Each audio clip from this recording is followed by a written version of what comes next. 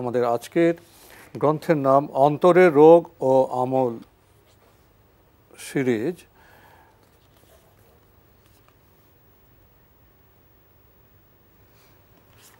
অন্তরের রোগ ও আমল সিরিজ এখানে 8টি বিষয়ে ছোট ছোট কিছু পুস্তিকা রয়েছে, যেমন অহংকার, আসক্তি, নিফাক, ঝগড়া বিবাদ, দুনিয়ার মহাব্বত, প্রবৃত্তির অনুসরণ, ইখলাস, পরহেজগারি।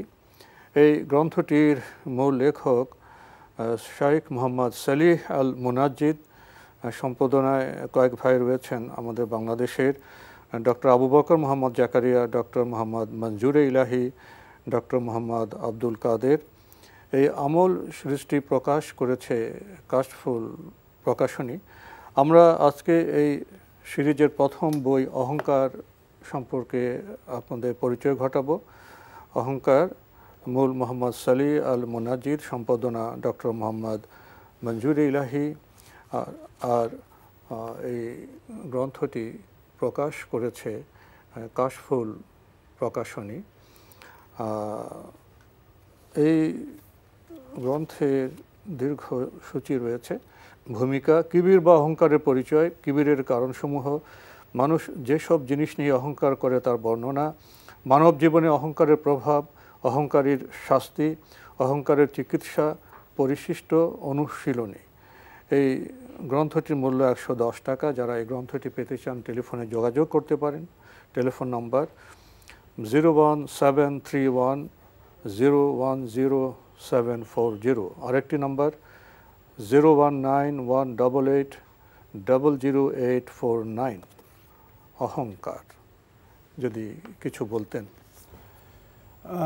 ধন্যবাদ। অহংকার তো অত্যন্ত ভয়ঙ্কর একটি বিষয়।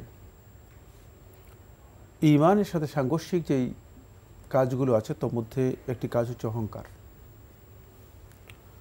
ফলে রাসূলুল্লাহ সাল্লাল্লাহু আলাইহি ওয়াসাল্লাম হাদিসের মধ্যে স্পষ্ট করেছেন, যার অন্তরের মধ্যে দাররা পরিমাণ, এটি কত সামান্য জাররা পরিমাণ, জাররাটা হচ্ছে ধূলিকণাকে বলা হয়, অথবা সরিষার দানা চেয়েও ছোট, একেবারে ছোট না, সরিষার দানা তো বড়, এটা ধূলিকণা অনেক ছোট, অনেক ক্ষুদ্র। তো ধূলিকণা যেটা খালি চোখে দেখা যায় না, সরিষার দানা তো দেখা যায়। যার অন্তরের মধ্যে ধূলিকণা পরিমাণ, জাররা পরিমাণ অহংকার আছে, সে জান্নাতে প্রবেশ করবে না, জান্নাতে পথে প্রবেশের বাধা হয়ে যাবে। সুতরাং এই ধরনের অহংকার এটা অত্যন্ত ভয়ঙ্কর বিষয়। এই জন্য ঈমানের সাথে সাংঘর্ষিক অহংকার আসলে কাকে বলে, অহংকারের পরিধি কী, কীভাবে আপনি বুঝবেন আপনি অহংকারী, এ বিষয়ের উপর অনেকগুলো বই বাংলা ভাষায় রয়েছে। তো এটাও শেখ সালেহ আল মুনাজ্জিদ হাফিজাহুল্লাহ তাআলা লেখা, যেহেতু এই যুগে খুবই সহজ ভাষায় ব্যাপকভাবে কোরআন হাদিসের দলিল ভিত্তিক যারা বই লিখেছেন অথবা লিখেন, তাদের অন্যতম একজন শেখ সালেহ আল মুনাজ্জিদ। তো সেটাকে অনুবাদ করা হয়েছে। অনুবাদের মাধ্যমে আমরা এই জ্ঞানটা খুব সহজেই পেয়ে গিয়েছি। এটা একটা সমৃদ্ধ বিষয়, কারণ যেটা গবেষণা মূলক বিষয়।